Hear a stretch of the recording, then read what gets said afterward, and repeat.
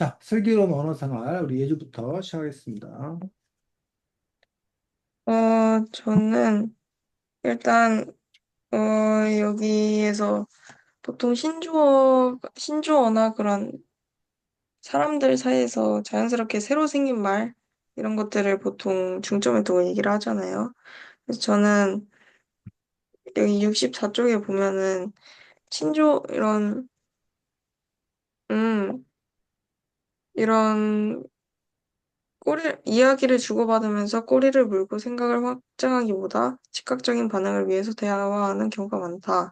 언어를 해석해서 내 것으로 만드는 사고력을 키울 기회가 또 줄어든다. 이런 식으로 얘기를 하고 있는데, 근데 이런 면이 있는 반면에 신조어는 굉장히 편리하잖아요. 그래서, 이 신조어의 이 양면성에 대해서 어떻게 생각을 하는지 저는 물어보고 싶었어요. 저는 일단 이 신조어를 제 일상에서 없애고 말하기엔 좀 어려울 것 같고요. 제가 뭐 일기를 쓰거나 할 때도 이, 내가 아는 이 신조어 표현이 아니면 감정이 잘 안 남겨진다. 이렇게 생각할 때가 있어요. 그리고 솔직히 그럴 때마다 문제점을 조금 느끼긴 하는데, 그래도 그, 그냥 쓰거든요. 그리고 또 이게 줄이면서 말하는 게 많다 보니까 친구들이랑 얘기할 때 간편해지기도 하고.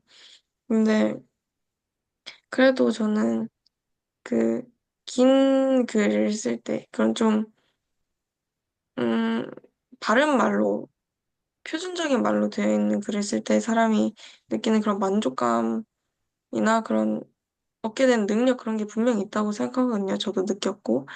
그래서 저는 신조어를 놓칠 수는 없지만 자제해야 할 땐, 그러니까 자제해야 할 때가 있다라고 생각합니다. 동화는 어떻게 생각하나요? 저는 신조어 사용에 대해서는 이제 긍정적인 시선으로 바라보는 편인데, 이제 가끔 가다가 신조어 중에서 이제 편리성을 위한 신조어는, 그러니까 줄임말 같은 신조어는 나름 저도 사용하는 편이라 그 정도는 괜찮다 싶은데, 이제 신조어 중에서도 좀, 보기에 좀 껄끄럽다 하는 신조어들이 몇 개 있었는데, 그런 것들을 보면서 그래도 가려서 사용을 해야 되겠다라는 감정이 들었습니다. 하지만 저는 그래도 긍정적인 측면에서 보고 있기 때문에, 신조어 사용은 괜찮은 것 같습니다. 네, 선생님은 어떻게 생각하시나요? 네, 저는 신조어에 대해서 자연스러운 흐름이다. 어쩔 수 없는 거다. 왜냐면 세상이 변하고 있는데, 언어는 그 세상을 담는 그릇인 거지. 우리가 언어에 맞춰 사는 것은 아니기 때문에, 세상이 바뀌면 당연히, 그러니까 우리 몸이 커지면 옷을 바꿔 입어야 되는 거지. 옷을 정해놓고 우리 몸을 맞출 수는 없는 거라고 생각하기 때문에 신조가 생겨나는 건 너무나 자연스러운 일이다라고 생각을 하고 다만 언어라는 것들이 또 이렇게 그 사회의 소통이라는 그러한 또 역할을 하기 때문에 이게 또그 좀 이렇게 뭐야 보수적이라고 해야 되나? 그 안정을 찾으려고 하는 어떤 그런 움직임이 또 동시에 또 그 다른 반대쪽에는 있기 때문에 그래서 이제 한쪽에서는 늘 그 전의 언어 올바른 언어라는 이름으로 그 전의 언어를 쓰라고 유지하는 쪽 또 그거는 제가 생각에 브레이크의 역할을 한다고 생각합니다.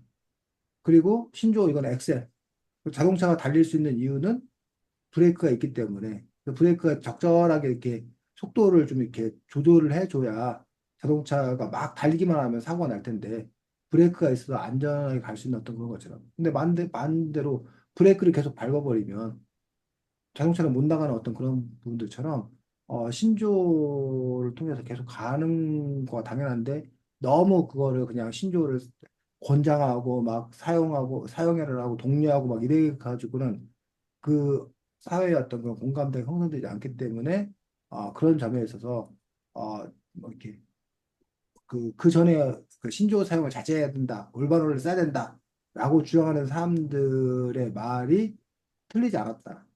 하지만 그들의 역할은 그냥 그렇게 안정을 지키는 정도의 역할인 거지. 신조어 자체의 흐름을 막거나 해서는 안 된다라고 생각합니다. 개인적으로. 네. 네.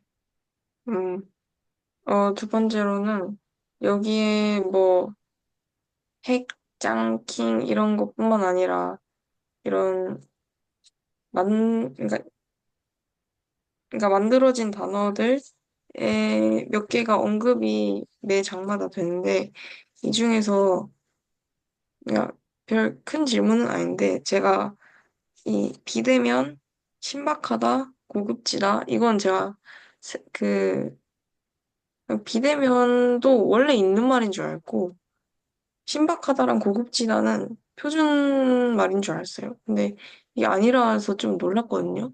동아랑 소희님은 원래 알고 있었는지 궁금했어요. 동아는 저도, 저도 몰랐습니다. 그래가지고, 그걸 보면서 사실, 내가 그러면 정확하게 알고 있는 게 뭐지라는 생각이 들어가지고, 좀 재밌게 봤던 부분이었습니다. 소희님은 원래 알고 계셨나요? 네, 저 역시 책 읽으면서 일단은 저는 오히려 동원아 예주에게 묻고 싶은 게 이 책에 따르면 뭐 요즘 청소년들은 요즘 애들은 뭐 이런 얘기를 쓴다라고 하는데 이 중에 내가 특히 이제 뭐 그냥 단어를 이렇게 써놓으면 그나마 인데 거기다 뭐 X 뭐 이런 식으로 이제 XX 이렇게 써놓고 이제 이렇게 미지의 그 글자를 써놓아가지고 물론 이게 아마 비속어여서 아마 그렇게 표현을 해놨을 거라 생각되는데 그 단어를 다 아는지 나는 그 모르는 것도 몇 가지 있어가지고 일단 그게 궁금했었고 두 번째로는 오늘도 누가 이제 한글날을 앞두고 무슨 맞춤법 뭐 어쩌고 이렇게 혼동하기 쉬운 맞춤법 몇 개를 하면서 이 정도는 알아야 내를 쉬는 거죠라고 했는데 막상 내가 이렇게 뭐 이렇게 해보려고 하면서 헷갈리는 그런 부분들이 있었고 그러면서 요즘 드는 생각은 아 내가 공식적으로 글을 쓸 때는 검사기를 돌리거나 찾아보는 거지. 찾아와서 그래서 정확하게 써. 정확하게 쓰는데 일상 같은 경우에는 그냥 뜻만 통하면 되지. 굳이 그거를 정확하게 써야 되는 건가? 일상생활에서까지 정확하게 써야 된다고 주장하는 사람도 있는데 그러면 좋은데 하지만 정확하게 쓰려고 노력하는 부분에 에너지 그 에너지를 너무 많이 들이는 거여서 우리가 뜻을 통하려고 말을 하는 거지. 말을 잘하려고 우리가 사는 건 아니기 때문에 그런 점에서 그것들을 지나치게 쓸 필요는 없다라고 생각이 들고 그래서 그런 부분 때문에 이 책에 보면은 무슨 뭐 원래 일본어였냐 뭐 일본식 한자어냐 뭐 우리말이냐 뭐 이런 식으로 이렇게 돼 있는 부분들에 대해서 한도 끝도 없다. 그걸 어떻게 다 일일이 구분지어서 쓸 수 있겠는 건가라는 어떤 그런 생각들 때문에 조금 아까 예주가 들었던 어떤 그런 부분들에 대해서도 이게 정말 새로 생겨난 이야기인지 뭐 아니면 원래부터 있었던 건지라는 거에 대해서 모르는 것도 분명히 있었고 그리고 그거에 대해서 과연 그걸 그렇게 따질 필요가 있나라는 생각도 들었습니다. 그래서 제가 그 너무라는 말에 대해서 상당히 좀 예민한 편이어서 너무라는 말은 부정적인 경우에만 써야 된다. 근데 우리는 너무라는 말을 너무 자주 사용해서 문제다라고 이제 그동안 친구들에게 이제 이야기하고 그랬었는데 근데 이 책을 보니 그 너무라는 말이 이제는 긍정적인 경우에 써도 문제가 없는 걸로 국립국어원에서 개정됐다는 거야. 그러면 내가 그동안 나는 개정된지 모르고 너무라는 걸 너무 이렇게 쓰면 안 된다라는 식으로 막 되게 강조해서 얘기를 했던 일들이 오히려 내가 오류가 돼버리는 뭐 그런 상황들도 있었기 때문에 어쨌든 뭐 그런 부분에서 과연 그렇게 세세하게 그걸 따지고 아는 것들이 과연 그렇게 중요할까라는 점에서 좀 회의적인 그런 시각을 갖고 있고, 그래도 내가 국어와 관련된, 독서와 관련된 일을 하는 사람인데, 이렇게 얘기하는 나 자신을 보면서 얼마나 그 이른바 동종업계에 종사하는 사람들이 나를 비난할까. 그래도 네가 독서하는 사람이면 더 올바른 언어에 대해서 네가 얘기해야 되는 거 아니야? 라고 할 텐데. 근데 저 개인의 생각은 아까 앞에서 말했던 것과 마찬가지로 기본은 지키려고 브레이크업가는 필요하지만 하지만 시대의 흐름의 어떤 그런 변화에 맞춰가야 된다고 생각하고 그리고 그 언어를 사용하는 목적은 언어를 정확하게 사용하는 게 제1 목적은 아니다. 소통이 제1 목적이고 그거를 더 잘 도와주는데 정확한 언어 사용이 도와주는 거면 정확한 언어 사용을 노력해야 되지만 그게 아니라면 그런 부분은 좀 바뀔 수 있다라고 생각합니다. 음, 네, 저는 오늘 여기까지 준비했어요. 네, 수고했습니다. 동아, 동아야? 음, 네. 예주의 첫 번째 질문에 관해서 어떻게 생각해? 그 예주가 64쪽의 본문을 읽어주면서 첫 번째 질문을 했거든? 신조어의 사용에 대해서 어떻게 생각하냐고? 네. 어. 그럼 예주의 질문을 들으면서 어떤 생각을 했어? 예주 질문에 대해서. 음, 예주의 질문이요? 음, 질문 자체에 대해서 평가를 하자면. 예주가 첫 번째 질문 한 거에 대해서. 예주야 지금 겁나지? 선생님 또 뭔 소리 하려고 그러나? 우리 또 겁나지? 어. 조금 별 이상을 못 느꼈어? 조금 길었던 것 같아요. 그 질문이 길었어. 길었어. 그래서 문제였다. 자, 64쪽에 예주가 읽어준 부분들, 그 챕터 61쪽이거든? 그 챕터의 제목이 뭐야? 글 읽기가 읽기가 너무 힘들어. 글 읽기가 너무 힘들어요. 그래서 64쪽에서 아까 예주가 읽어준 그 부분은 뭐의 문제를 얘기하는 거야? 짧게 쓰면서 그러니까 왜 짧게 쓴다는 거야, 요즘 청소년들이. 생각이 그러니까 요즘 젊은 세대들이 왜 짧게 쓴다는 거야? 옛날에 비해서. 옛날 청소년들에 비해서. 너무 편해져서 응? 자, 너무 61, 62, 63, 64쪽에서 다루고 있는 문제는 무슨 문제야? 왜 요즘 애들이 글 읽기가 너무 힘든 거야? 문해력이 딸려서요. 왜 분해력이 딸린 거야? 뭐라고 진단하고 있는 거야? 이 챕터에서는. 그 진단의 문제가. 다루는 매체가 음, 읽는 것보다 음, 보는 게 더 많아져서. 음. 그 음, 영상 세대라서. 여기서 옛, 다루고 있는 것은, 옛날은 영상을 접할 기회가 그 쉽게 말해서 뭐밖에 없는 거야? TV. 옛날 이 사람은 TV밖에 없는 거야, TV. 아니면 영화. 근데 TV나 영화를 보는, 영상을 보는 시간이 상대적으로 제한적이었다는 거야. 그래서 이렇게 글을 읽을 때가 더 많았다는 거야. 자, 여러분 학교 수업만 해도 봐봐. 물론 중학교는 좀 다를지 모르겠는데 초등학교 때 수업 여러분 생각해 보면 선생님들이 자꾸 영상 보여주지. 수업 시간에 교과서 외에 영상 자료를 많이 보여주잖아. 그리고 영상 자료가 더 좋은 점이 있어. 더 생생해. 더 효과적이게. 아까 선생님이 그 아프리카 뭐 이런 거 얘기할 때 아프리카라고 말만 하는 것보다 사진 자료 또는 영상 자료 직접 보여주면 더 여러분들에게 더 입시적으로 더 와 닿잖아. 그런 장점을 갖고 있기 때문에 영상에 많이 여러분이 노출돼 있다는 얘기야. 거기다 플러스 지금은 왜? 지금은 여러분들 왜 영상에 더 많이 노출돼 있어? 음, 디지털, 디지털. 여러분 다 스마트폰 갖고 있고 스마트폰 앱 중에 1등이 뭐야? 유튜브, 유튜브. 유튜브가 1등이라는 얘기야. 그래서 여러분들이 유튜브 그래서 예전에는 백과사전을 갖고 찾아봤어 뭘 찾을 때. 그러다가 그 다음에는 이제 그 뭐지? 검색창, 네이버, 지식 뭐 이런 거 갖고 검색했단 말이에요. 근데 요즘에는 뭐가 문제가 있어. 그럼 어떻게 해? 챗집 유튜브에 검색해 본단 말이야. 유튜브. 어제 쌤이 어제였나 보다 가족 모임 있었어. 며칠 전에. 근데 이제 선생님 형이 저기 뭐야 새 핸드폰을 샀다는 거야. 근데 그게 통역 기능이 있어서 샀다고 그러는데 그걸 어떻게 하는지 모르겠다는 거야. 옛날에는 그냥 네이버나 이런 데서 찾아가지고 뭐 통역 기능 뭐 하는 방법 뭐 이렇게 해서 블로그를 찾아봤어. 블로그를. 그럼 그런 블로그에 안내가 됐었다는 게. 근데 수행 같은 경우도 어제 같은 경우는 뭘 찾아보냐면 바로 유튜브에 가고 검색한 거야. 뭐 갤럭시 S24 뭐 통역 사용법. 그러니까 바로 그냥 뭐해? 동영상 나오고 동영상 이렇게 보는 거야 찾아서. 그래서 아 이거 이렇게 하는 거구나라고 해서 하더란 얘기야. 그런 식으로 지금은 영상에 많이 노출돼 있다 보니 이 책의 저자는 뭐라고 그 진단하고 있는 거야. 64쪽에.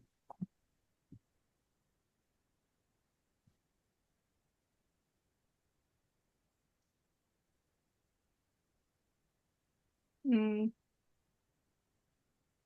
영상과 책을 비교해 설명하고 있지. 영상은 영, 음, 내용을 곱씹어 자신의 것으로 만드는 과정이 음, 글보다 짧을 수 있대요. 글보다 짧을 수 있다고 생각. 그래서 글은 깊이 있는 사고 그리고 글은 그 자체를 그러니까 이해하는데 에너지가 좀 필요로 해. 자, 그 이유가 뭐냐면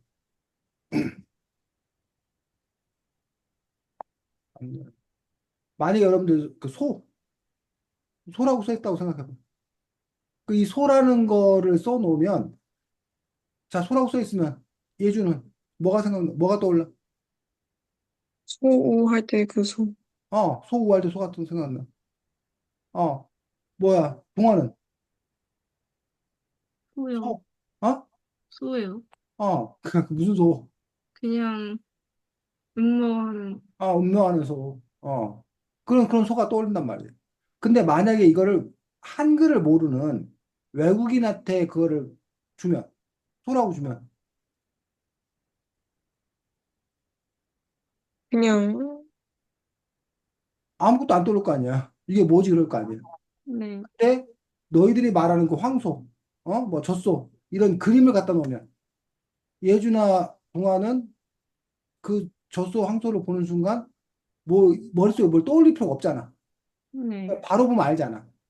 또 외국인도 그걸 보면 바로 보면 알잖아. 이런 것처럼 그 우리가 글자라는 건 이게 추상화되어 있는 거야, 추상화. 음, 추상화되어 있기 때문에 생각을 할 수밖에 없는 거야. 그래서 에너지를 더 많이 써.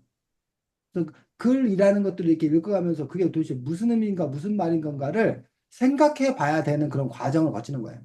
다만 우리가 소 같은 경우는 그냥 너무 많이 그 접했기 때문에 보자마자 그냥 뭐해? 떠오르는 거야. 그래서 자동화되어 있는 거예요. 자동화되어 있는 거예요. 그림만큼이나. 근데 그렇지 않은 그런 경우도 우리가 더 깊게 생각할 수밖에 없다는 거예요. 반면에 영상 같은 경우는 어떤 직관적이에요. 그래서 누구나 알 수 있어. 좋아. 근데 그만큼 사고를 할 필요가 글에 비해서 덜하다는 거야. 그러하니, 이른바 이 문자 세대, 글자 세대는 생각이 뭐하고 깊고, 영상 세대는 생각이 뭐하다? 깊지 않다. 라고 이 저자는 주장하고 있는 거야. 그래서, 근데 우리가 살아가는 데서 사고력이 필요하니, 그러니 뭐 해야 된다? 영상 외에 글에 우리가 더 친숙해져야 된다. 라고 이 저자는 주장을 하고 있는 거지. 됐니? 자, 여러분 부모님이 뭐 다른 프로그램들 많이 있는데 이 시간에 독서 교실 프로그램을 하라고 하는 이유들도 아마 그러한 믿음에 기초하고 있을 거야. 너희들 영상을 접하는 것보다는 책을 접하는 것들이 너희들 폭넓은 사고, 깊이 있는 사고를 하는데 도움을 줄 거다라는 어떤 그러한 기대를 하고 있는 거예요, 사실. 자, 근데 그런 측면 하나가 있고, 근데 여기는 또 하나, 특히 요즘 젊은 사람들의 언어 습관에는 한 가지 특징이 있습니다. 짧은 티키타카가 주를 이루지요. 이야기를 주고받으며 꼬리를 물고 생각을 확장하기보다 즉각적인 반응을 위해 대화하는 경우가 많습니다. 라고 하는 그 부분들이 영상이라는 부분들이 바로 즉각적인 이해라는 거야. 그러니까 그러한 사고의 패턴에 익숙해져서 뭐마저도 언어마저도 평소에 우리가 말을 주고받는 것마저도 그냥 뭐해? 짧게 왔다 갔다 한다는 거야. 그래서 선생님이 제일 이해가 안 됐던 게 뭐였냐면 그 문자 보내는 거. 그 문자 보내는 거였는데 그 뭐냐면 선생님이 예를 들면 카톡 같은 거 보낼 때 선생님은 그 글을 완성해서 보내. 음, 음, 그러다 보니까 길어. 그 안에 마치 뭐 편지 쓰기 옛날에 우리가 하면은 부르는 말, 첫인사, 용건, 끝인사, 보내는 사람, 뭐 음, 그 편지 글을 그 양식 이렇게 있잖아. 그것까지는 가지 않는다 하더라도 최소한 글을 쓸 때, 안부를 묻고, 근데 용건을 얘기하고 끝인사를 해. 쓰면 카톡을 이렇게 보낼 때, 기본적으로. 어? 근데 선생님 딸이나 이렇게 보내면, 뭐, 그냥 진짜 몇 단어만 이렇게 보내는 거야. 그 상대한테도 그냥 그 단어가 아주 짤막짤막한 단어만 그냥 왔다 갔다 하고 끝나는 거야. 그런 분들이, 지금 그것들이 그 사람의 사고의 확장에 저해된다. 라고 진단하고 있는 거예요. 그런 점에서 이제 많이 쓰고 뭐 많이 읽어야 된다. 이런 얘기를 지금 하고 있는 거지. 자, 근데 요 얘기는 무슨 얘기하고는 예주가 질문했던 신조 얘기하고는 다른 맥락이야, 다른 맥락. 근데 음, 예주가 이걸 갖다 놓고서 신조 얘기를 물어봐갖고 선생님이 뭐지? 지금 이거 뭐 하자는 거지? 음, 라고 당황했다는 거야. 예주가 여기 짜장면을 갖다 놓고서는 이 짜장면 맛 어떤지 심사해줘, 검토해줘 라고 말하면 맞잖아. 근데 짜장면을 딱 갖다 놓고 야, 너 이거 보고서 내가 앞으로 인생을 어떻게 살아야 될지에 대해서 얘기해줘 라고 묻는 거랑 비슷한 거지. 어? 그런 점에서 어쨌든 의아했고 그래서 신조어는 다른 맥락, 다른 차원의 문제여서 근데 사실은 이 부분에 대해서 우리가 한번 이야기를 충분히 나눠볼 필요는 있다는 거야. 그래서 과연 여러분이 보기에도 영상이라는 부분들이 이른바 뭐에 비해서 글에 비해서 이런 문제를 갖고 있다고 보여지는 건가? 라는 부분들. 근데 너네들은 사실은 쌤이 예주나 동화 때 묻기에는 어려운 점들이 너희들은 그냥 영상에 그냥 올레게 익숙했던 세대잖아. 쌤 음, 같은 경우는 글자 세대에서 이 영상 세대로 넘어가고 있는 어떤 그런 부분이거든. 그러다 보니까 이제 그 차이를 실감할 수 있는 어떤 그런 부분들인데 너희는 그냥 글자 세대 없이 그냥 바로 이렇게 영상 세대이기 때문에 그 전과 후를 이렇게 구분짓기는 그런데 어쨌든 여기는 어쨌든 영상 세대에 대한 어떤 비난도 들어있는 거야 사실은. 영상 세대 너희들은 생각이 짧아. 생각이 음, 깊지도 않아. 라는 어떤 그런 부분이 담겨 있는 거잖아 사실 이 밑에 전제가 깔려 있는 거잖아. 그러니까 너네들이 글을 열심히 읽어야 돼. 뭐 이런 게 담겨 있는 거잖아. 수긍이 가 아니면 반발심이 생겨? 동화? 사실 말이 돼요. 제 어? 친구 어, 중에서 음, 6학년 때 책을 음, 이제 놓은 애가 있는데 음, 그 뒤로 책을 한 권도 안 봤대요. 음, 그런 거 보면 뭔가 책의 필요성을 알고 있기 때문에 음, 이런 경고하는 말들이 있긴 있어야 될 것 같다라는 생각이 들었어요. 그 특별히 그 친구가 문제가 있어? 무식해? 급해? 아니요. 그 기본 상식이 부족한데 공부는 어, 잘해요. 기본 상식은 부족한데 공부는 잘해? 그렇구나. 다행이다, 그래도. 하나는 잘해서.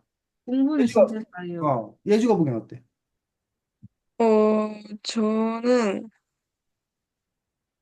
별로 그러니까 제가 실제로 체감은 못하긴 하지만, 음, 이게 계속 엄마한테도 이 말 듣고, 뭐, 어디 프로그램에서 듣고, 책에서도 이런 얘기를 보고 하니까, 이게 그냥 자연스럽게 그런, 뭐라고 하지? 관념이 생겼어? 그 에, 당연히 그거, 그런, 에, 그놈처럼? 그건 그렇다. 책을 음, 읽으면, 책을 음, 읽어야 사고력이 올라간다. 이게 음, 쌓였어요. 음. 뭐, 이것도 역시 선생님이 이제 그 동종업계 사람들한테 아주 욕먹는 얘기인데, 선생님은 그렇게 생각하지 않아. 선생님은. 물론 그래요? 이제, 거기는 커다랗게 두 가지 이유가 있는데, 영상을 본다고 과연 깊이 있는 사고, 비판적 사고를 못할까? 라고 하는 부분에서 선생님이 늘 주장하는 것은 어떤 영상을 보냐의 문제라고 생각합니다. 그러니까 영상 중에 여러분들 사람들이 그냥 이렇게 스트레스 풀려고 코믹한 거, 아니 뭐 기괴한 거, 뭐 이런 거, 이런 거를 주로 소비하게 되면 그럴 수밖에 없다고 생각이 들어요. 근데 영상 중에도 보면은 강연하는 영상도 많고, 다큐 영상도 많고 그러잖아. 그거 볼 때 결코 저기 하지 않아. 그 뭐야, 느긋하게 볼 수 있지 않아. 많은 그 고민과 생각을 할 수밖에 없다는 거야. 결국은 어떤 영상을 보냐는 문제지. 책도 마찬가지야. 책도 선생님 그 중고등학교 때 보면은 그 다른 친구들이 무협지 같은 걸 좋아해. 무협지 알아? 무협지라는 거. 무슨? 게임, 그 무술하는 거야, 무술. 네, 알아요. 막 팍팍 날아다니고 막 장풍 팍 오락실에 쏘고 막, 있는 거, 어? 뭐라고? 오락실에 있는 거. 그치, 오락실에 있는 건데 그 무협지, 그 소설로, 소설책으로. 아, 책이야, 책.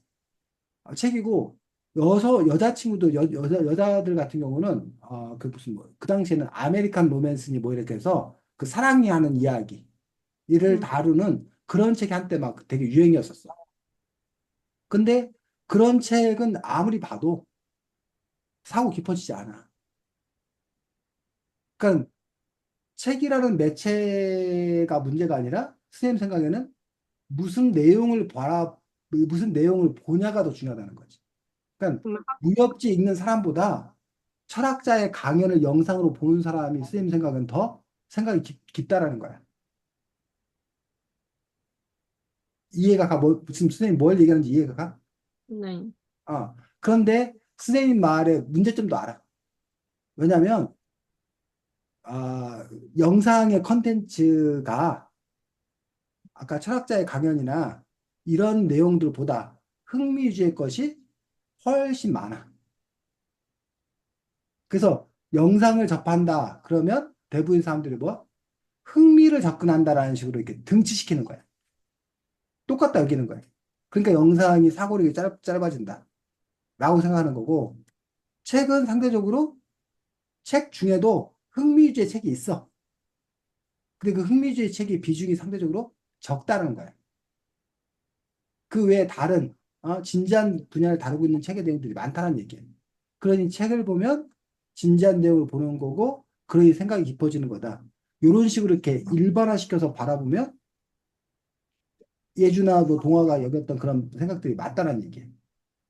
근데 선생님은 그렇게 일반화시켜 바라보지 아니하고 어떤 영상을 볼 것이냐, 어떠한 책을 읽을 것이냐에 따라서 달라지는 것이지 영상 자체가, 책 자체가 갖고 있는 문제는 아니다. 라는 게 선생님의 주장일 뿐이야.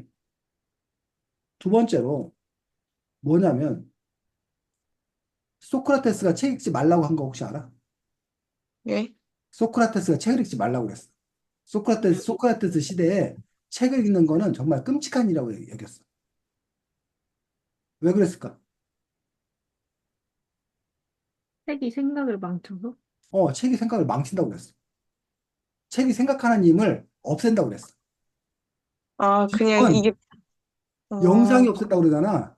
근데 그때는, 받아들여서, 어? 받아들인 대로 생각한다, 그런 느낌인 그것도 거죠. 있고, 그전에는 글자 중심이 아니었어. 그때는 뭐 음, 중심이었어? 말, 이렇게 말은 말 중심이었어.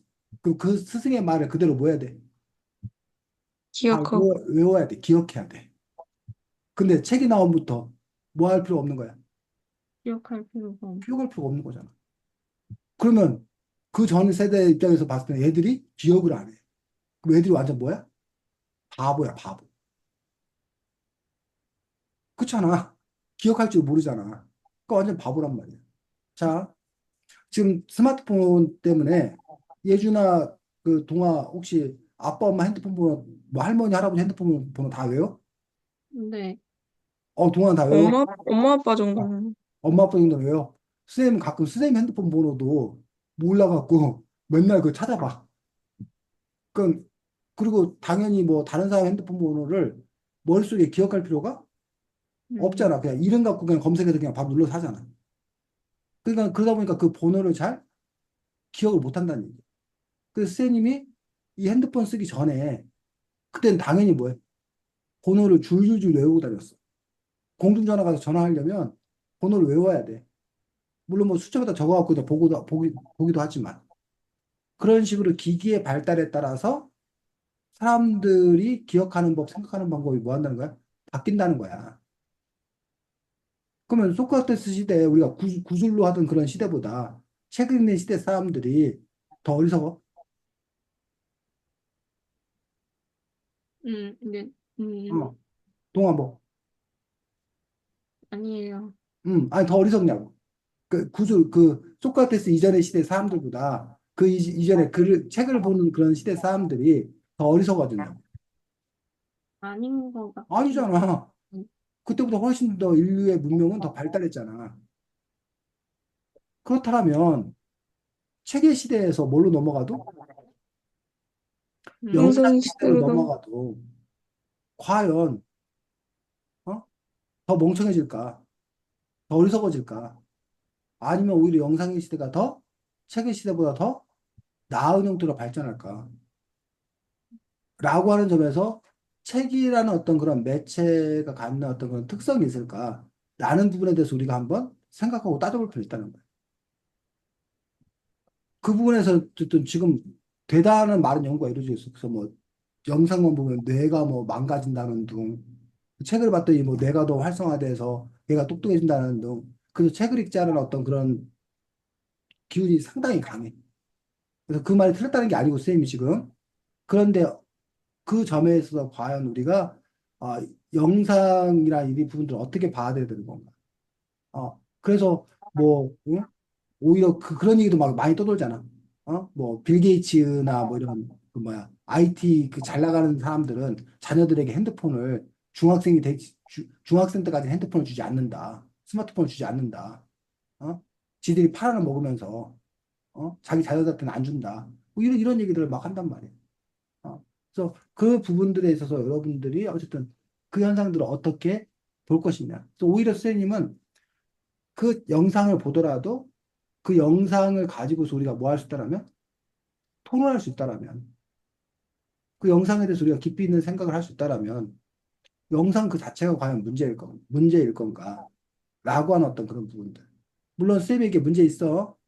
아까 말했듯이 책은 에너지를 써서 해석을 해야 돼. 근데 영상은 그냥 뭐해? 가만히 있어도 뭐해? 흘러가. 그런 점에서 우리가 사고하지 않을 가능성이 영상이 더 높은 게 사실이에요. 그건 선생님도 인정해. 근데 그렇게 과연 영상을 수동적으로만 바라보느냐? 그렇지는 않을 수도 있다는 뭐 그런 부분에 대한 이야기들도 함께 할 수 있지 않을까라고 생각을 합니다. 그래서 어, 아까 예주가 말했던 신조어 얘기를 다시 좀 돌아가면 신조어가 왜 생기는 거야? 신조어가 음, 생기는 이유. 때 흐름에 따라 응? 유행하는, 유행하는 음, 언어가 새로 생겨서, 음, 음, 그렇지. 시대의 흐름에 따라서 변화하는 그런 것도 있기 때문이지. 또 예주. 아니면 그때 상황에 따라서 적합한 단어가 만들어질 수. 그 상황에 따라 적합한 단어가 만들어지는 것들. 그렇지. 근데 이 책에서 쌤이 새롭게 알게 되는 것들은 또래 문화, 음. 또래 문화라는 얘기가 나오더라고. 그러니까 그 세대만이 공감할 수 있는. 그래서 구분짓기 하고 싶은 거야. 그러니까 그 어른들하고 섞이기 싫은 거야.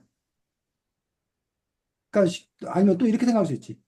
여러분들이 모여서 담임쌤 욕을 해야 돼. 학생도 욕을 해야 돼. 근데 선생님들이 알아들을 수 있는 용어를 갖고 욕을 하면 혼나잖아. 안 되잖아. 그니 기득 그 뭐야 기성세대가 모르는 여러분들만의 언어가 있어야 자유롭게 얘기할 수 있는 거잖아. 또는 기존에 있는 사람들과 뭐 해주고 싶은 마음, 다르고 싶은 마음. 그런 심리가 그 안에는 포함되어 있다는 거야. 또는 레저, 즉 말하는 것 자체가 뭐 한 거야 그냥 재밌는 거야 재밌는. 음, 어? 아니면 우리끼리만 뭔가 통하는 뭔가 있다는 것 자체가 그게 좋은 거야. 그런 심리가 있는데, 그럼 그 심리는 요즘 애들에게만 있는 거야? 아니지. 선생님이 너네들 말했을 때 똑같이 있었다는 거야. 이 친구도 그 점을 지금 얘기하고 있어. 음. 그래서 그 유명한 말, 어, 아마 동아나 예주도 그런 거 느끼지 않아? 중학교 2학년, 1학년들 보면 요즘 애들이, 너네 때하고 좀 다른 것 같지 않아? 요즘 초등학생들이? 너네 때는 네. 안 그랬는데, 요즘 애들 좀 네. 이상한 것 같지 않아? 네, 그런 얘기 안 해? 동아, 해요. 해? 예주는? 애들이 막 어, 초등학교 때부터 막 쌍욕을 한다, 막 이런 소리. 그 동아가 너가 보기에는 너네 때는 안 그랬다 같은데 요즘 애들이 너무 막 그 쌍욕을 하고 막 그런 걸 느껴? 동아야? 네, 저희 때는 어, IC도 어, 욕이어가지고 그거 한 어, 번 하면 어, 애들이 막 다 쳐다보면서 어, 막 이런 소리 냈는데 어. 지금 그냥 대놓고 하던데요. 대놓고 해. 요즘 애들 문제야, 그래서. 얘들은 어떻게 네. 생각해? 저는 어, 별 다를 거 없는 것 그래서 요즘 애들이야 뭐별 다를 바 없는 것 같아. 같아요. 그래서 예주가 스스로 생각하기에 요즘 애들이라고 생각한 적이 없어. 어쨌든 살면서. 어, 어린 것들이 뭐 이러면서 뭐 그런 생각 한 적 없어. 일상에서. 근데 요즘 애들을 잘 몰라갖고 제가. 후배들이나 이런 애들 몰라서. 어. 2학년? 음, 근데 중학생까지는 다 비슷비슷한 것 같은데 초등학생을 잘 몰라요. 음. 지금 고등학생들이 동화를 보면서 그런 생각 하지 않았을까, 동화야? 어, 어. 동화를 보면서, 아니, 동화 또래 친구들을 보면서 고등학생들이나 대학생들이, 아이고, 요즘 것들은 정말. 자, 쌤 지금 얘기를 하는 게 뭐냐면, 요즘 것들이 문제다라는 거는 아까 소크라테스 얘기했는데, 소크라테스 때도 그랬다는 거야. 요즘 젊은 것들이 문제라고. 그 소크라테스 때도 그랬다는 거야. 그러니까 요즘 젊은 것들이 문제다라는 얘기는 특정하게 이 시대의 문제가 아니라 늘상 기존 기성 세대가 새로운 세대를 바라볼 때 드는 마음이라는 거야. 자, 요즘에 아까 그 문해력 얘기도 했잖아. 요즘 애들이 문해력이 딸린다. 문해력이 문제다 얘기했잖아. 지금 애들만 문해력이 딸린다는 얘기를 들었을까? 음. 선생님이 너네 말할 때도 요즘 애들 문해력 딸린다는 얘기를 들었어. 그래요? 어, 요즘 애들 큰 문제라고 그래. 그 문제 심각하다는 얘기를 들었어. 근데, 뭐 이런 거지. 음, 자기가 뭐가 되면? 어른이 되면, 어? 어린 시절을 까먹고 요즘 애들 문제다. 라는 식으로 얘기를 하는 거야. 그래서 그 이현주 이현주라는 동화 작가가 있어. 목사님인데 동화 작가야. 그 분이 쓴 책 동화 중에 아주 짧은 동화인데, 쌤이 그 동화 제목이 생각이 안 나는데, 아, 할아버지 때 이렇게 그냥 그 산길을 다녔는데 신장로라고 이렇게 넓은 길이 난 거야. 근데 할아버지는 그 길을 안 다녀. 문제라고 생각해. 위험하다고 그거 다니지 말라고 그래. 근데 그 아들들은 몰래 몰래 그 길을 다녀. 큰 길로. 왜 아버지는 왜 불편한 저 길로 다니냐 이러면서. 그러고 나서 이제 그 아들들이 이제 커서 어른이 된 거야. 그 자식을 낳은 거야. 근데 그때 이제 자동차가 다니기 시작한 거야. 그랬더니 아버지는 자동차 보고서 저 무시무시한 괴물이 다닌다고 교통사고 난다고 자동차 절대 안 타. 그렇게 길로만 걸어 다녀. 그리고 너희도 타면 안 된다고 그래. 근데 그 아들들은 몰래 몰래 뭐해? 그 자동차를 타. 그다가 그 아들들이 이제 컸어. 자동차 타는 아들들이 컸어. 근데 하늘에 비행기 날아다녀. 그랬더니 그 자동차 타고 다니던 그 사람들은 뭐야? 비행기를 안 타. 이게 세상 말세라고. 막 비행기 다니고 막 이런다고. 근데 그 아들들은 또 뭐해? 몰래 몰래 비행기를 타. 어? 근데 그 비행기를 다니는 사람들이 이제 뭐야? 우주선 로켓을 막 쏜다 그러는 거야. 그랬더니 그 위험한 걸 왜 하냐고 하면서 안 저기야. 음, 이런 동화가 있어. 그러니까 그 동화가 얘기하는 건 뭐야? 그냥 아까 음, 말했던 것처럼. 신기술에 음, 대한 그렇지. 신기술에 대한 거부감? 거부감이지. 자기가 기존의 것, 익숙하던 거에만 의존하고 새로운 것에 대한 거부감을 표현하고 있는 그런 동화거든. 자, 그럼 그 얘기를 뒤집어 생각하면 그 작가가 얘기하려는 건 뭘까? 뒤집어 생각하면 신기술에 대한 거부감인데 그 얘기를 뒤집어 생각하면 신기술이 아무 문제가 없다는 아, 거죠. 이것도 마찬가지. 아까 선생님이 옛날 소크라테스도 요즘 젊은 애들 문제라고 얘기했다는 거예요. 지금도 이 책에도 요즘 애들 문제라고 얘기를 하는 거예요. 선생님 어렸을 때도 요즘 애들 문해력이 문제라고 얘기했어. 지금도 요즘 애들이 문해력이 문제라고 얘기를 해. 그럼 그 얘기를 뒤집어 생각하면 요즘에는 문제가 없다. 문해력 문제 없다라는 거야. 음, 그런 점에서 우리가 객관적 지표를 갖고 얘기하는 건지 늘상 그렇게 얘기하는 건지를 봐야 되는데 자, 그 부분에 대해서 우리가 따져볼 필요가 있어. 이 책이 마찬가지야. 사흘이라는 말이 어? 3일인지 4일인지 몰라갖고 그게 문제라는 거잖아. 근데 왜 애들이 모를까? 사흘이 3일인지 이런, 4일인지 왜 모를까? 이런 말을 잘 안 써서. 그런 말을 잘 안 쓰니까 모르는 거지. 음, 그러면 잘 안 쓰는 말까지 우리가 알아야 돼? 음, 우리가 잘 사용하지 않는 말을 우리가 알아야 돼? 요즘 어른들이 여러분들이 아까 말했던 신조어를 잘 알아 몰라. 어르신들이. 몰라요. 모르잖아. 그럼 그 사람들 문해력이 문제 있는 거 아니야? 왜 어른들이 신조어 모르는 건 문해력에 문제가 있다고 얘기 안 하면서 요즘 애들이 옛날 어른들이 많이 쓰던 말을 모른다고 해서 문해력에 문제 있다고 그러는 거야. 음, 이런 관점으로도 그 문제를 해석해 볼 수 있다는 거야. 그러니까 선생님이 지금 바라본 게 뭐냐면 옛날 어른들이 쓰는 언어 그 언어 개수가 있잖아. 언어 개수가 만약 1000개야. 낱말의 개수가 1000개야. 요즘 애들은 뭐 500개밖에 안 써. 이러면 문해력에 문제 있다고 봐야 된다고 생각해. 근데 옛날 어른들도 1000개를 쓰고 요즘 애들도 1000개를 쓰는 거야. 근데 문제는 요즘 애들은 그 1000개 안에 게임 용어, 무슨 뭐 아이돌 관련 용어, 스포츠 용어 이런 게 엄청 많이 차지하는 거야. 왜? 그런 게 중이, 애들한테 게임이 중요하고 애들한테 아이돌 문화가 중요하고 스포츠가 중요하고 그러니까 그런 언어가 많이 차지하는 거라고. 음, 그러니 다른 언어는 상대적으로 덜 쓰는 거지.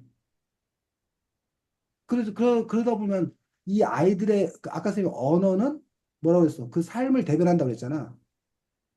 그 아이들의 삶이 바뀐 거야. 근데 바뀐 아이들의 삶에 옛날 언어를 쓰지 않는다고 그 아이들이 문해력이 적다라고 비난한다면 그 비난이 온당하냐는 얘기예요. 그러니까 자, 동화하고 예주하고 오해하지 마. 늘 쓰면 하느니만 이런 관점에서도 그 문제를 뭐 할 수 있다는 거야? 할 수 알아볼 수 있다. 있다는 거야. 음, 그런 점에서 여러분들이 그 문해력이라고 하는 어떤 그런 부분들에 대해서도 한번 문해력 그 단어를 모르기 때문에 문해력이 짧다, 문제다 라고 하는 거에 동의를 하려면 과연 그 시험 자체가 뭐한지 제대로 된 시험인지를 판단해 봤다. 그래서 그 유명한 얘기 있지. 부시맨 하나 부시맨? 들어본 것 같은데. 동화 부시맨. 음, 아프리카에 부족 중에 한 부시맨이라는 부족들이 있어. 키가 좀 음, 작고 뭐 했던 그런 부족인데 그게 이제 영화화되면서 되게 유명해졌거든. 그 부시맨들이 그러니까 쉽게 얘기하면 그 아프리카의 옛날 전통 속에 살던 어떤 그런 부족이야. 그래서 그 부시맨들은 신문물을 당연히 잘 알아 몰라. 몰라요. 모른단 말이야. 그렇기 때문에 부시맨이 노벨상을 탈 가능성은 없지. 학교 정규교육도 받은 적이 없는데. 그래서 그렇기 때문에 우리는 부시맨들이나 이런 사람들에 대해서 뭐라고 생각해? 무지하다, 미개하다, 어리석다 생각한단 말이야. 현대 기준 놓고 보면. 근데 만약 부시맨의 삶의 방식대로 우리가 살아간다고 생각해봐. 그러면 누가 능력이 없는 거야? 우리가. 부시맨도 사냥하고 나무 막 올라가고 뭐 따고. 그러면 요즘 과학자들이 가갖고 부시맨 좀 살라고 그러면 살 수 있을까? 아니요. 못 산다는 거지. 그러면서 그것들을 우리가 이제 이렇게 한 줄로 쭉 세워놓고 우리는 진보했고 걔들은 저기 뒤떨어져 있고 이렇게 바라볼 것인지 아니면 그게 아니라 그냥 삶의 방식이 서로 뭐 한 건지 다른 건지로 볼 거냐에 따라서 그 평가가 달라진다는 거야. 그들이 컴퓨터 못하는 걸 갖고 그들을 미개하다고 할 건지 아니면 그들이 그들 나름대로 아까 말한 대로 뭐 불도 그냥 라이터 이런 거 없이도 그냥 나무 막 이렇게 해서 불도 피울 줄 알고 어? 저 멀리 있는 짐승도 금방 발견해갖고 알고 뭐 사람 발자국만 보고도 이게 언제 지난 건지 알고 이런 능력이 뛰어난 거를 놓고 봤을 때 그들이 별 문제가 없다고 봐야 되는 것인지 지금 선생님이 이 얘기를 하는 것들이 언어에 대한 이야기와 같은 맥락이라는 거지. 자, 게다가 여러분들은 어쨌든 스마트폰을 갖고 살 수밖에 없잖아, 이제는. 네. 스마트폰 중독이라는 말은 이제는 틀린 말이야. 왜? 이게 필요하니까. 옛날에는, 필수적인 거. 옛날에는 필수적인 게 아니었어. 스마트폰 없이도 할 수 있었는데, 음, 스마트폰을 갖고 게임을 하거나 뭐 이런 데만 쓴 거잖아. 그러니까 스마트폰 중독이란 말이 나왔다. 근데 요즘에는 스마트폰 없이 살 수 있어? 모든 뭐 은행 일, 모든 활동이 다 연락, 모든 활동이 다 카메라 찍는 모든 게 스마트폰으로 이루어지잖아. 자, 우리 옷 입는 거. 늘상 옷을 입잖아. 네. 옛날 사람 옷 입었어, 안 입었어? 잘 안 입었어. 잘 안 입었잖아. 그럼 그 사람들이 저 위에 보면 우리가 옷 중독에 빠진 거야. 음, 옷 없이 못 음, 살잖아. 옛날엔 옷 없이도 살았다고. 자, 신발 없이 우리가 살아보나? 못 살아? 못 맞아. 살아요. 지금 못 살잖아. 근데 옛날에 아프리카 뭐 마사이 부족인가 이런 사람들 신발 없이 살았단 말이야. 근데 지금 또 그 사람들은 신발 다 신고 살아. 근데 그럼 신발 중독이야, 우리가? 왜 중독이라고 안 하는 거야? 필요하니까. 필요하니까 그냥. 이 당연한 게 됐으니까. 컴퓨터 중독, 뭐 텔레비전 중독, 스마트폰 중독이라고 하는 어떤 그런 부분에서 그 중독이라는 말이 물론 이제 중독 자체의 문제성은 있어. 근데 그 것들이 새로운 것들을 받아들이는 데 있어 어떤 거부감 이런 것들 때문에 그렇게 표현되는 건 아닌지 그러면 우리가 다른 기준을 갖고 봐야 되는 것은 아닌지 한번 생각을 해봐야 된다는 거죠. 그래서 슬기로운 언어 생활이라는 책 역시 우리가 그런 관점에서 보자면 언어는 과연 어떠해야 하는 건가 라는 부분들 언어는 도대체 왜 존재하는가 그리고 여기도 그런 철학이 밑에 깔려 있는 거야. 언어라는 이상적인 규범이 존재하고 우리가 그걸 배워야 하는 어떤 그런 입장인 건가? 아니면 언어라는 건 고정적이고 이상적인 게 아니라 늘 변화하는 거고 현실을 담는 그릇일 뿐인 건가? 라는 그 언어에 대한 생각에 따라서 그 언어를 바라보는 태도가 달라질 수밖에 없다는 거야. 자, 이 저자는 어떤 입장이야? 김보미 선생님은? 여러분이 쭉 읽어봤을 때 어떤 입장을 갖고 있는 것 같아? 예주? 음, 읽으면서 언어에 대한 이 김보미 선생님의 생각을, 주장은 그 챕터 쓰면서 이 사람의 어떤 그런 그 생각들이 좀 보여지지 않아?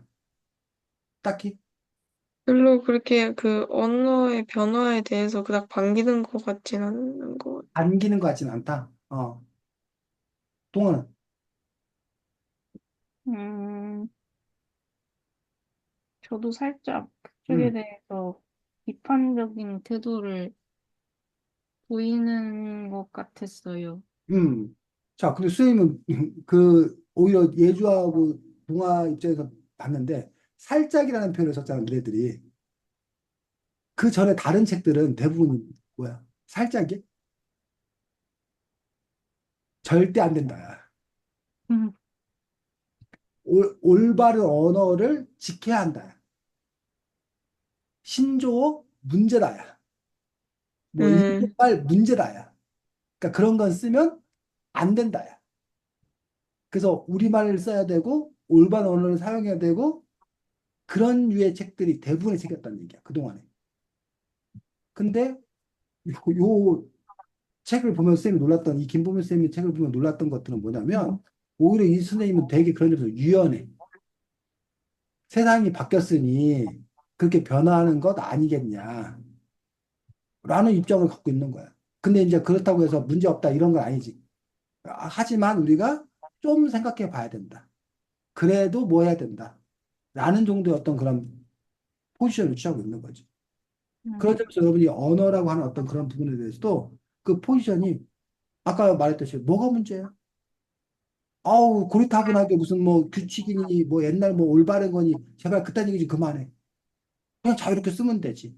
라고 하는 가장 왼쪽이었지. 가장 급진적인 부분부터 시작해서 그 전혀 반대쪽은 이거 큰 문제다. 어? 다 우리 그 간판 같은 외래 간판 다 없애고 한글로 해야 되고 올바른 우리 문법 교육 다시 철저하게 시켜야 되고 그렇게 가야 된다라고 하는 쪽이 또 이 반대쪽에 또 있겠지. 그리고 우리는 이 둘 사이 그 어딘가에 지금 우리가 놓여 있는 거야. 그런 점에서 이제 이런 책들을 읽으면서 나는 어느 정도의 입장을 취하고 있나? 예주는 또 어느 정도의 입장을 취하고 있나? 또는 나 개인적으로가 아니라 우리 사회는 그럼 앞으로 그 언어 정책이라는 부분에서 어떤 그 합의를 해야 되는 건가? 라는 부분에 대해서 여러분들 의견을 가져야죠. 동화는 어떤 것 같아? 뭐 갑자기 뭐이 문제도 깊이 있게 생각해 보지 않았지만 어쨌든 지금 드는 생각으로는 언어가 어때야 된다고 생각 들어? 언어관이? 그냥 편하게, 음, 음, 언어는 편하게 사용해야 된다? 편하면서 그냥 음, 서로 대화가 되기만 하면 될 것 같아요. 편하고 대화 소통이 더 중심이 돼야 된다. 예주는? 저는 원래 이런 그러니까 애들이 쓰는 그런 신조어나 짧은 말 같은 거를 좀 자제해야 한다고 생각을 했는데, 음, 지금 선생님 말을 들으니까 좀, 뭐, 이런 말을 새로 쓰더라도 그 후에 또 다른 방안이 있지 않을까 하고, 오히려 변화를 잘 받아들이게 된 것 같아요. 음. 쌤 예주를 설득하려고 하는 의도가 전혀 없었는데 큰일이네. 근데 좀 설득됐어요. 아니 설득하려고 하는 의도가 아니 그냥 그런 경향도 있다라는 얘기를 해준 거야 그냥 쌤이. 그래서 여기 지금 3장에 보면 콩글리시와 한본어 나오잖아. 콩글리시 한본어. 자, 예주 콩글리시가 뭐야? 그, 우리나라 사람들이 영어를 그냥 영어처럼 보이는 말, 그렇지. 한국식 한국말. 영어. 한국식 영어. 영어 쓰는 사람들은 미국 사람이나 영국 사람들은 모르는 한국식 영어를 우리가 콩글리시라고 부르는 거지. 영어의 한국 버전. 뭐 이런 것들 콩글리시. 동아 한본어는 뭐야? 한본어. 일본어랑 한본어, 아니, 일본어를 쓰는 거예요. 어, 한국식 일본어. 네, 한국식 일본어. 한국식 영어가 콩글리시어라면 한국식 일본어가 이제 한본어라고 하는 어떤 그런 분들. 왜 이런 현상이 생겨나는 걸까? 왜 콩글리시? 왜 한본어 이런 현상이 왜 생겨나는 걸까? 문화가 좀 스며들면서 음, 서로 생긴 거 아닐까요? 그렇지. 세계화 때문에, 세계화 때문에. 지금 옛날에는 만날 일이 별로 없었잖아. 그러면 자기 언어 그냥 쓰는 거야. 근데 자주 뭐 하다 보니까 교류하다 보니까 자꾸 만나다 보니까 말이 섞이는 거야. 어쩌면 이런 현상은 아까 선생님 말했듯이 그냥 뭐야? 어쩔 수 없이 일어나는 현상이라고. 사회가 바뀌었기 때문에. 또는 뭐 때문에? 이른바 유튜브 때문에. 이제는 우리가 일본 사람 영상을 언제든지 우리가 자유롭게 볼 수 있잖아. 일본 사람들도 한국 영상 자유롭게 볼 수 있잖아. 이렇게 서로 아주 급속하게 섞이다 보니까 그에 따라서 이런 콩글리시와 한본어가 생겨나는 거란 얘기야. 시대가 바뀌었다는 거지. 근데 다만 이제 이 부분에 대해서 역시 똑같은 입장이야. 틀은 똑같은 거지. 그럼에도 불구하고 각 고유의 정체성을 지키는 게 우선인지 아니면 이런 현상에 대해서 그냥 뭐야 흐름이니까 그냥 놓고 봐야 되는 건지 아니면 오히려 이런 거를 가속화시켜야 되는 건지 그런 부분들에 대해서 우리는 어떤 입장을 가져야 되냐라는 얘기. 그래서 여기도 혹시 그 안에 이제 이른바 여기는 또 다른 문제가 복잡하게 섞이는 거야. 이른바 민족적 자존심 뭐 이런 게 막 거기에 섞이는 거야. 그러다 보니까 이제 콩글리시하고 한본어하고 대하는 입장이 또 달라져. 여러분이 둘 중에 콩글리시와 한본어에 대한 정서적 차이가 없어? 예준은? 약간 응, 아무래도 일본에 대한 조금의 응, 반감 응, 때문에 약간 한 번하고 좀 더 꺼려지지 않을까요, 사람들이? 응. 동안, 네, 저도 조금 그럴 것 같긴 한데, 응, 사실 한국어나 콩글리시나 둘 다 비슷비슷하게 쓰는 것 같아서 응, 쓰는 데는 별로 차이가 없을 것 같아요. 응, 그래. 근데 거기다가 또 뭐의 영향이 크냐면 대중매체 영향이 커. 그 여러분은 뭐 기억이 나는지 모르는데 몇 년 전에 미스터 선샤인인가 그 영화가 되게 음, 드라마가 되게 인기를 끌었어. 그때 그 일본 역을 맡은 사람이 그 한본어 같은 걸 많이 사용했어. 그거 하나에다가 요즘에 무슨 유튜브에 그 일본 사람 한국 사람들 일본 사람을 아는 그 유명한 사람 있지 않아? 그 유튜버 중에 한국 음, 사람인데 일본 사람 흉내내는 사람 있거든. 그 남자인데 선생님 그 이 사람 이름 모르겠는데 그런 사람들. 또는 한일 관계가 몇 년 전에 되게 안 좋았어. 그래서 뭐 노제팬 뭐 가지도 않고 뭐 사지도 않습니다. 뭐 이렇게 하다가 최근에는 정치권 중심으로 일본하고 자꾸 친하게 지내. 그러다 보니까 이런 한본어를 받아들이는 게 좀 자연스러운 일이 된 거야. 그 문화적 그 거부감이 줄어드는 거야. 그래서 그 당시 어떤 그런 그 이벤트, 예? 뭐 이런 것들에 따라서 달라진다는 거죠. 그래서 그 점에서 어쨌든 이런 것들도 역시 여러분들이 어떻게 볼 건가라고 하는 어떤 그런 부분들. 자, 사장 욕에 대해서는 어떤 얘기가 있어? 이 책에서는 욕에 대해서 어떤 견해를 소개하고 있어? 동아 혹시 기억나? 여기요. 욕에 대해서. 유래, 어, 유래를 알고 쓰자. 유래를 알고 쓰자. 또, 그래서 음, 유래를 너희들이 안다면 욕을 함부로 쓰지는 못할 거다. 라는 그런 얘기도 있어. 지금 동아가 아마 그 얘기를 한 것 같아. 또 욕 관련돼서 얘기해줘. 뭐가 기억나? 네. 뭐가 기억나? 욕과 관련된 이 사장에서 나오는 얘기들 중에. 음, 욕을 해서 더 기분이 나빠진다. 응, 그렇지. 그 부분도 있지. 욕을 해서 기분이 나빠진다. 근데 반대 얘기도 하고 있지. 원래 욕이라는 게 뭐 찰지게 하면 상황에 따라서 욕이 오히려 그 사람의 억눌린 감정을 풀어주는 긴장을 해소해주는 욕이 갖고 있는 욕의 건강성이라고 해야 되나? 욕의 건강함도 함께 얘기를 해. 하지만 이 책에서 이제 가장 문제 삼는 것들이 혐오 감정.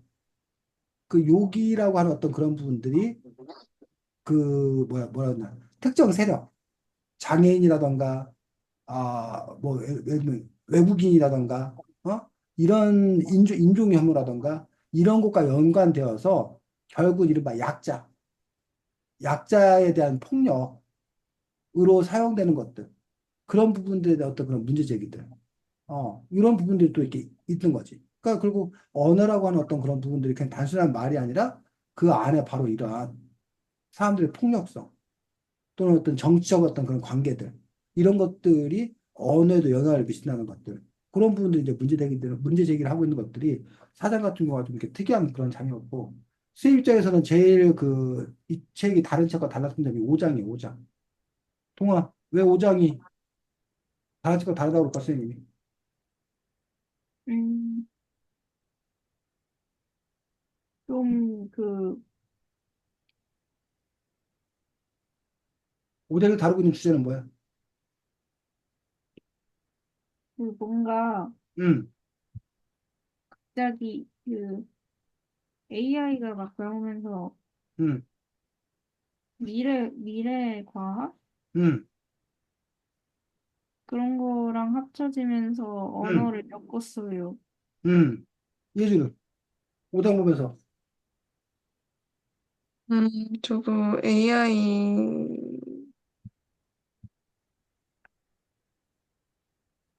어, 음, 음, 앞으로 이미 온 또는 앞으로 올 AI 시대에 우리의 언어는 어떻게 변화할 건가? 우리의 언어는 어떠해야 하는 건가에 대한 고민을 담고 있다는 점에서 의미가 있었고, 또 하나는 이 책에 나와 있는 바는 AI가 누구한테 언어를 배우는 거야? 사람, 우리가 쓰는 언어를 바탕으로 언어를 배우는 거야. 그 AI의 언어는 어떤 언어가 돼야 되는 건가? 즉 AI도 결국 학습하는 거야. 빅데이터를 통해서 학습하는 거잖아. 그래서 어떤 언어를 학습하냐에 따라서 AI 언어가 달라질 거다라고 하는. 그래서 AI 시대의 언어는 어떻게 달라질 건가라는 부분을 쓰고 있는데, 수업이 그래서 이 책을 읽으면서 문득 그런 생각이 들었어. 동화나 예주가 나중에 구현해봐. 우리는 그냥 우리가 말을 마음대로 하는 거야. 그러면 AI 기계가 있어서, 요즘에 뭐 딥페이크가 문제가 되고 있긴 하지만, 내 음성 같은 거 똑같이 그걸 재현할 수 있는 거 알아? 내 목소리를 똑같이 내는 거. 그러니까 네, 내가 막 그 말을 해. 내가 말을 하면 순간 그 AI가 내 말을 올바른 언어로 바꿔서 어? 내 목소리로 하는 거야. 진짜요? 그런 아니, 것까지 아니, 하는지 몰라. 아니. 그걸 아, 한다는 게 아니라 그런 아, 기술을 개발하면 이 올바른 언어 사용의 문제가 해결될 거 아니냐고, 내 얘기는. 음, 예를 음, 들면 내가 이 나쁜 XX야 그러고 얘기하는데 그 AI가 그거를 이제 외교적인 표현을 바꿔서 당신이 이러시면 안 되죠. 이렇게 얘기를 하는 거야. 내 목소리. 음, 나는 막 욕을 했는데 AI는 욕하는 게 아닌 다른 거로 이렇게 전달하는 거지. 음, 그런 거를 만들어 볼 수도 있지 않겠냐. 라는 생각을 했다고 그냥 이 책을 읽으면서. 그런 생각을 했다고. 음, 자, 동화가 진행을 저요? 했나? 동화 진행 아니요? 안 했지. 네. 지금 예주가 꺼내는 얘기하고 지금 쌤이 책 반을 거의 다 봤네. 동화. 살짝 질문이 조금 나오긴 했는데, 어, 좀 다른 결이라서 말을 할게요. 음, 이 책에서 콩글리시나 한본어 등이 나왔는데, 특히 한본어에서 저는 간지라는 말이 일본어라는 거를 살짝 알고 있긴 했지만, 구라라는 게 일본에서 유래된지를 몰라가지고 새로운 사실을 알게 되었는데, 혹시 콩글리시나 한본어 여기 나온 한본어 중에 뭔가 몰랐던 점이 있어서 새롭게 알게 된 단어가 있는지 궁금합니다. 예주님 말씀해 주세요. 저는 지금 생각나는 게, 그 18번인데, 뭐 어디 노래방 같은 데 가면은 뭐 이건 내 18번 곡이야 하면서 애창곡 뭐 이렇게 하는데, 저는 이게 일본 문화에서 유래된 줄 몰랐거든요. 그냥, 그냥 그러니까 전해져 오는 말인 줄 알았는데, 일본에서 온 말이라고 해서 좀 놀랐습니다. 음, 네, 다음으로 선생님 말씀해 주세요.